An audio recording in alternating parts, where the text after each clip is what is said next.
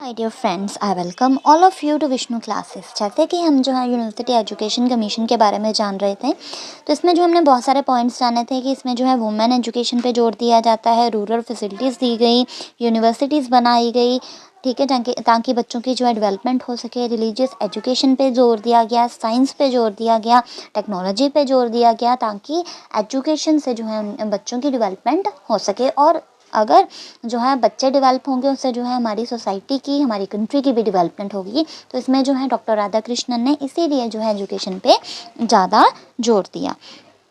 अगला हम पॉइंट अगर बात करें तो रूरल एजुकेशन का हम कल कर रहे थे। तो रूरल एजुकेशन में जो है उन्होंने इंडियन इंस्टीट्यूट बनाए, किसके? रूरल एजुकेशन के लिए, ठीक है। इसमें जो है जनरल एजुकेशन में बात करें, बीए, एमए, ये सब जो है वो ऐड किए गए। मतलब ये पहले भी थे।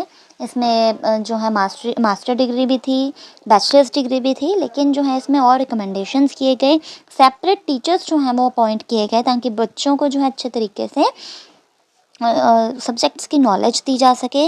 और ज़्यादा से ज़्यादा रिसर्च की गई, ताकि रिसर्च फैसिलिटीज़ भी प्रोवाइड हों और जो है बच्चे ज़्यादा सीख पाएँ। क्योंकि एक बच्चा जो है जब वो खुद रिसर्च करता है तो उससे वो ज़्यादा सीखता है। तो इसीलिए बच्चों को ज़्यादा से ज़्यादा फैसिलिटीज़ इसमें प्रोवाइड की गई। फिर अगर हम बात करें तो इसमें जो है प्रोफेशनल एजुकेशन की बात की जाती है, कि बच्चों को प्रोफेशनल एजुकेशन दी जा सके।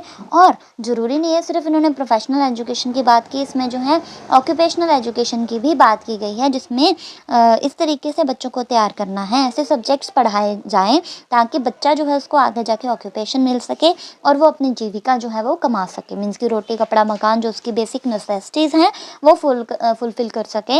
ये जो है राधाकृष्णन कमीशन का मेन मोटिव था।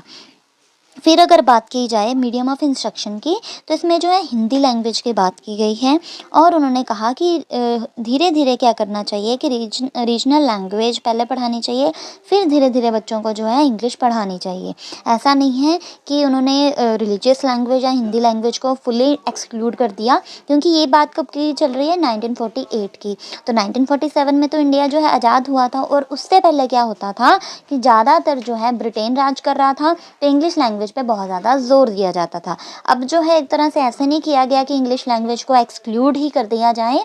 इसमें क्या किया गया कि धीरे धीरे जो है रीजनल लैंग्वेजेस जो हैं वो भी बच्चों को आती होनी चाहिए।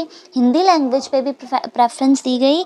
और इसमें जो है धीरे धीरे उन्होंने जो कहा कि इंग्लिश लैंग्वेज पे भी जोर दिया जाए, ताकि बच्चा जो है उसको हर एक लैंग्वेज जो है वो आती हो। क्योंकि अगर उसको इंग्लिश लैंग्वेज आती होगी तो जो है फॉरेनर से ट्रेडिंग वगैरह कर सकता है, ठीक है, बातचीत कर सकता है। पढ़ने के लिए कई बच्चे जो है बाहर जाते थे, क्योंकि पहले जो है यही ट्रेंड होता था, पढ़ने के लिए बच्चे कहाँ जाते थे? बाहर जाते थे, ठीक है।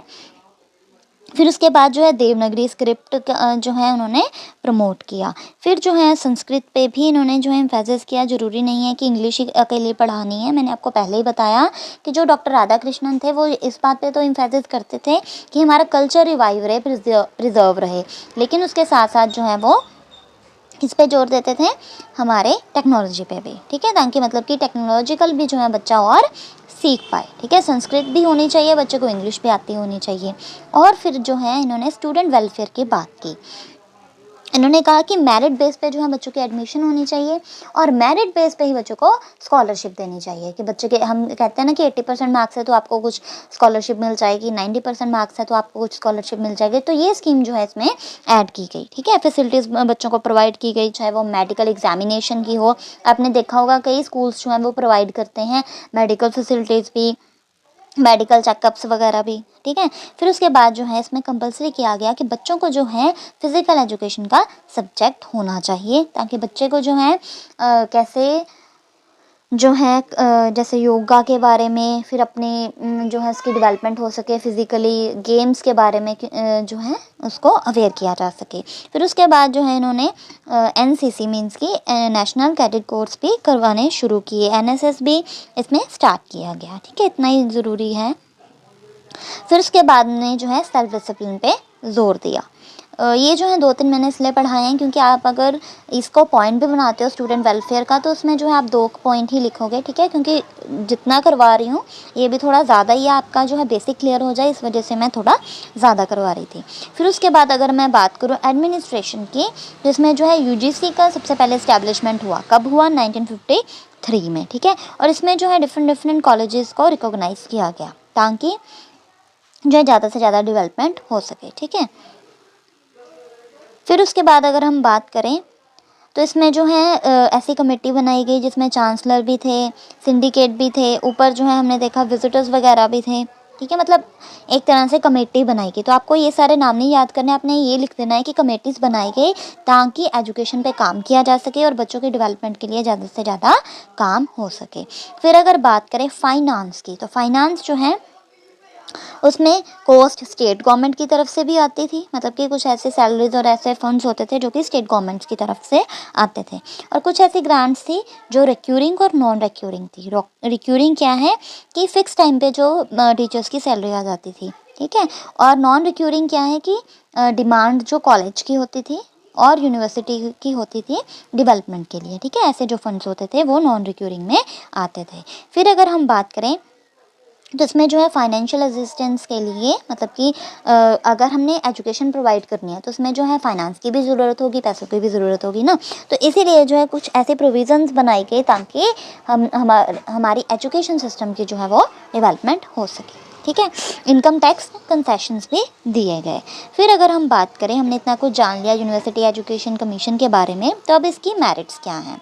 सो सबसे पहले मेरिट की अगर बात की जाए तो ये किसको प्रमोट करता है? ये प्रमोट करता है कि हायर एजुकेशन जो है बच्चे लें, मतलब कि हायर एजुकेशन बच्चों को प्रोवाइड की जा सके, ठीक है। ज़्यादा से ज़्यादा बच्चे जो हैं वो हायर एजुकेशन गेन करें। फिर उसके बाद बच्चों के लिए जो है कुछ ऐसे प्रोग्राम्स बनाए जाएँ जिससे उनका जो है वेलफेयर, उनके कल्याणकारी काम, उनके लिए उनका आगे कल्याण हो। फॉर एग्जांपल कि उनको अगर वो अगर पढ़ रहे हैं तो ऐसे ऑक्यूपेशनल कोर्सेज करवाए जाएँ ताकि उनको जो है उनकी बेसिक नेसेसिटीज़ जो हैं वो गेन कर सके। फिर उसके बाद जो है इसमें इन सर्विस ट्रेनिंग पे बहुत ज़्यादा जो है जोर दिया गया था।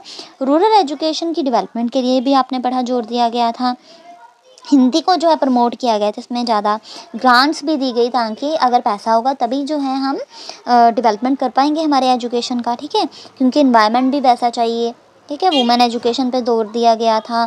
जॉब सिक्योरिटी होनी चाहिए टीचर की, ठीक है। टीचर अगर वो मन लगा के बच्चों को पढ़ा रहा है उस तरह से तो उतनी जॉब सिक्योरिटी भी होनी चाहिए। और इसमें जो है रिसर्च फैसिलिटीज़ भी प्रोवाइड की गई ताकि एजुकेशन की डेवलपमेंट हो सके, ठीक है।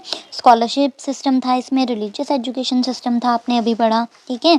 फॉरेन लैंग्वेज भी थी, लेकिन उन्होंने इतना इम्फेसिस फॉरेन लैंग्वेज पे नहीं दिया। उन्होंने कहा कि रिलीजियन लैंग्वेज भी हम यूज़ कर सकते हैं, रीजनल लैंग्वेज भी यूज़ कर सकते हैं, और हम जो हैं हिंदी लैंग्वेज भी यूज़ कर सकते हैं, ठीक है। प्रोफेशनल एजुकेशन पे भी उन्होंने जोर दिया।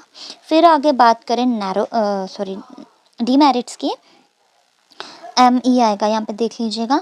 सो डीमेरिट्स जो हैं वो क्या है कि ये नैरो एटीट्यूड था। वुमेन एजुकेशन की बात करते थे लेकिन वो इतना ब्रॉडर नहीं था उस टाइम पे।